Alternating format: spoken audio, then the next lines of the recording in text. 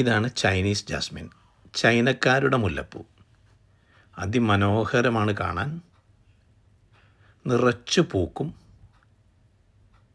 നല്ല പരിമളവുമുണ്ട്.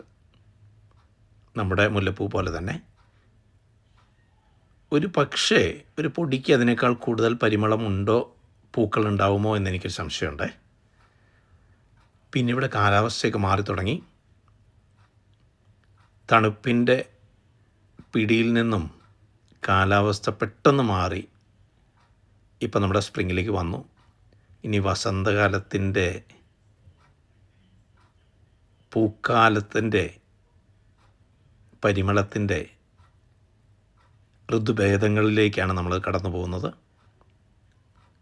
കുറച്ച് ദിവസങ്ങളിലായിട്ട് ഞാനും കുറച്ച് തിരക്കായിരുന്നു, ജോലിയും അതിൻ്റെ കൂടെ നമ്മുടെ കൃഷി പരിപാടികളും.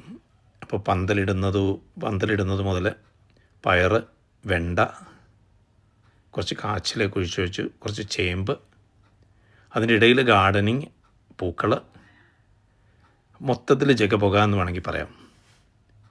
പക്ഷേ വളരെയധികം രസകരമായ സന്ധികൾ സമ്മാനിക്കുന്നുണ്ടത്.